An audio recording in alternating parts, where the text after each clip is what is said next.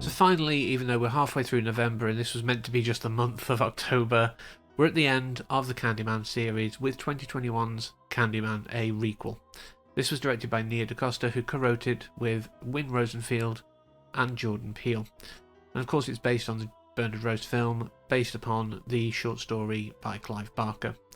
This stars Yahya Abdul-Mateen II, Teyonah Parris, Nathan Stewart-Jarrett, and Coleman Domingo, as well as some others, but we'll get to those.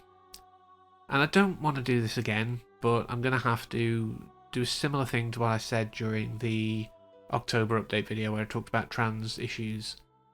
Some people do not like this film for a bad reason. I can understand it, because it is very heavy-handed with it, but it's the whole woke problem that people have. And yes, this film does deal very heavily with the situation around race and the historical and sadly still current issues around it. So I know that this is a delicate topic. Some people will have strong opinions one way or the other, and I ask that if you go in the comments and you're writing something, please be respectful. Any outright racism and anything like that will be removed, and if it happens too much, I'll just disable comments on the video. Free speech isn't freedom of consequence. But with that out of the way, I have to do it sadly as part of the role. But let's talk about the film, because I was not one of those people who hated it. I found it felt somewhat slow. I thought that it was building without much real... I mean, it does have horrific moments, but it always felt like it was kind of leading to somewhere, but not really getting there. That's one of the downsides to it. I think what it did in sort of taking a different look at the Candyman mythos was interesting. It removes Day of the Dead and Farewell to the Flesh, effectively being a direct sequel, kind of what Halloween 2018 did. And other versions of Halloween throughout the years, but let's not go down that road. That'll take months. But yeah, it ignores those ones because of what they did to the story. It didn't make sense. This wouldn't follow from that at all. So it is a direct continuation, and I noticed Abdul-Mateen II's character name, Anthony. He says Anthony, and I was like, why is Anthony sticking in my brain? And then we found out it's Anthony McCoy. And I'm like, wait a minute, I know Anthony McCoy. That was the baby. In this story, a lot of that backstory of, both Daniel's history far back, but even the situation with Helen Lyle and Cabrini Green, it's told through shadow puppets, and I love that. The credits are also done like that, but I really want to talk about those at the end, which is a sensible place to talk about them. But the fact that it shows this story as it's been told that, Helen went on a crazy rampage and killed all these people saying it was the Candyman, etc., and stole the baby, and yeah, this was that baby. This was Anthony McCoy. This was Anne-Marie's child, and I loved that we had Vanessa Williams come back. Unfortunately, because I've watched them all very recently, as soon as I saw her name in the opening credits, I'm like, oh, okay. Which made the Anthony McCoy bit, I think, hit a little earlier than some. If it's been a long time since you've watched the original, and it's been some time since that, hasn't it? But if it's been quite a while, it's not going to be the first thing you're going to think. You're going to be like, Vanessa Williams, which one? But you won't immediately think of Anne-Marie McCoy necessarily, like I say, unless you are more familiar because of recency, or if you just love it that much. But the moment that she says, no, I basically lied to you, I kept this from you because I didn't want that to hang over your head, and ironically now you're drawn to it again. I love that element of this, the fact that the past... ironically, during the counselling training, we are going to look at psychodynamic work, which was particularly started by Freud, but there are a lot of issues with Freud, so there's a lot of other people who've worked on it since. But the basic concept is the past lives in the present, and Anthony McCoy is clearly an example of this, and I love that. He tried to just, go and be an artist without knowing, but something called him back. Sometimes people have it with locations. Your hometown, you might find yourself drawn to later in life, and you move back there, because there's like an invisible bungee cord of sorts that's pulling you back. It's a known thing, it does happen. And I love the fact that that was incorporated here, his call back to Cabrini Green and that legend. And the cast around him doing such a good job. Coleman Domingo, I really do enjoy. I've seen him in so many things, and I think he brings an authenticity to a lot of his roles. You can believe his weird obsession, and he's almost like a Renfield to Candyman in a sense in this film. That's what he sort of fills a role of trying to facilitate the return. But yeah, there's a lot here. Yes, like I say, it doesn't work, and some of it is a bit slow.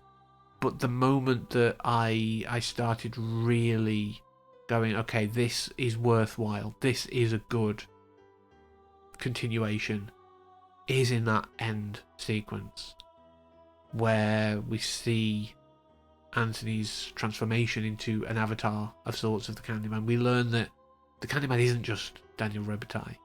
The Candyman is all of these people of colour who have been poorly treated just because of the colour of their skin.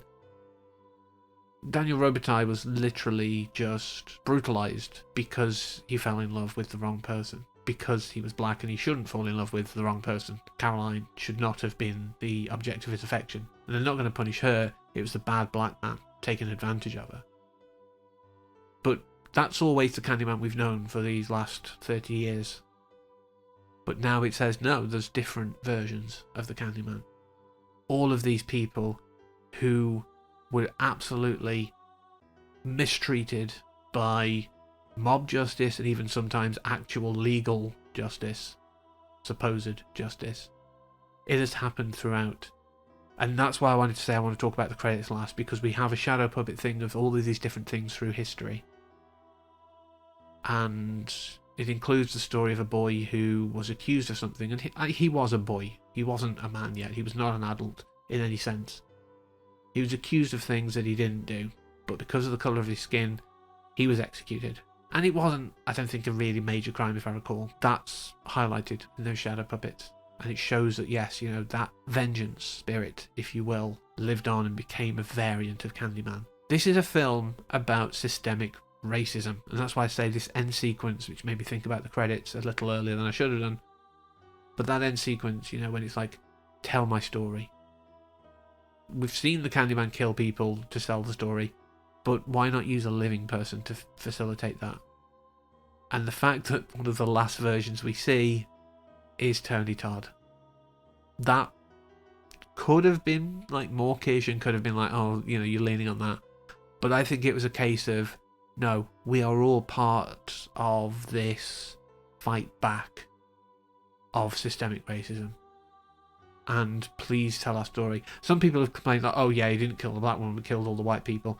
Not that long before that end scene, we see the two people being killed. The two black girls being killed because they did the ritual. Yes, a lot of white people die because they don't believe in it. They're too glib. So they're punished for their hubris. It just happens that a lot of them are white. If it was all black people doing the same thing in the mirror going, oh, it's not real, it would have still been the same.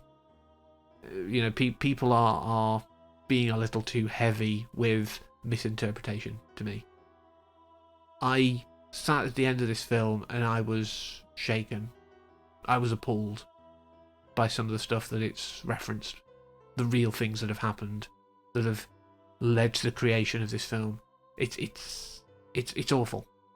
I don't believe that people living now should have to pay reparations for actions of those who have come before. I think that's too far.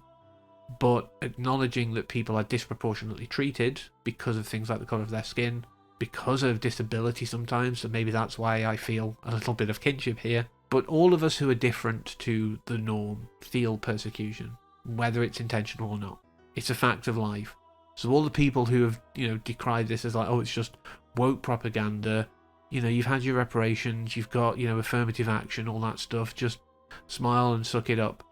You've led a very privileged life to think that way.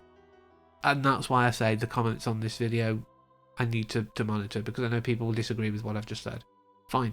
Downvote me all you like. I do not care, because we need this story to be told. The whole purpose when I first watched Candyman, and that first video that feels so long ago now, the fact I pointed out the socioeconomic issues, but there was also race issues, of course, and the socioeconomic issues actually link into the racial issues when you think about it. And even in this film where people have had better treatment over years, there is still that scene of the cops going, do you know what? this is the story you're going to tell. Otherwise, you'll go away for a long time, because white policeman, black woman, who's going to be believed? So yeah, I think I went on more of a rant there, but it's a necessary one. If you don't like this film just because of the racism stuff, just go. Never darken my door again. If you don't like this film because it didn't click for you, that's fine. Art is subjective, and our response to art is subjective. So yeah, Candyman 2021, I think, is not an awful film. I think it does a heavy-handed job because we still need it sometimes. I enjoyed it, and I think it did something well. So, next week, palate cleanse, it's going to be something quite relatively light. I think we all need that. And yeah, I've got a few ideas after that, and then it's nearly the end of the year. It's coming too quick. But I hope you'll join me for everything coming forward. And, you know, yeah, I have gotten firm on this, but it is something that I strongly believe. So yeah, if any of this has affected you, I'll try and maybe remember to put some links down below, or if you can think of any that might support people who are struggling with, you know, being oppressed and things like that, feel free to leave links in comments below. That's fine too. And until next time, as always, take care. Really.